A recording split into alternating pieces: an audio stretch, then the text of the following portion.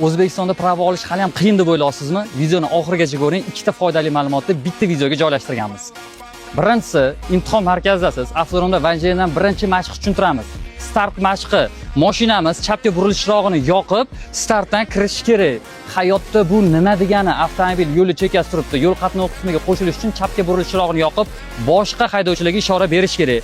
Agar burilish chirog'ini yoqish esingizdan chiqib qolsa yoki startdan to'liq kirganingizdan keyin o'chirish esingizdan chiqib qolsa, jarima ballari hisoblanadi. Ikkinchi foydali ma'lumot. Shu yilning fevral oyidan avtomaktabdagi nazariy darslariga bormasdan, qatnamasdan uyda o'tirgan holatda o'zingiz tayyorlansangiz ham bo'ladi degan qaror chiqdi.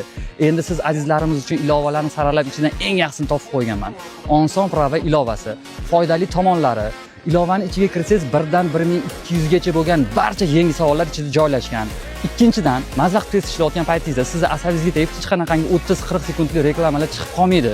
Uchinchidan, bu ilovani App Store'dan ham, Play Marketdan ham, hattoki Telegramdan Night tugmasi orqali ham bemalol skachat qilib ishlashingiz mumkin. Hech qanaqa to'lovlari yo'q. 100-chi, 200-chi, 300-chi savollarga kelganingizda $10, $20 o'tkazing degan hech qanaqa xarajatlar bo'lmaydi. Video foydali bo'lgan bo'lsa, hoziroq profillarimizga obuna bo'lib, bizni kuzatishda davom eting va bu videoga like bosib, yaqinda avtomaktabda o'qib yurgan, imtihonga tayyorlanib yurgan yaqinlaringizga tarqatib qo'yish esdan chiqib qolmasin.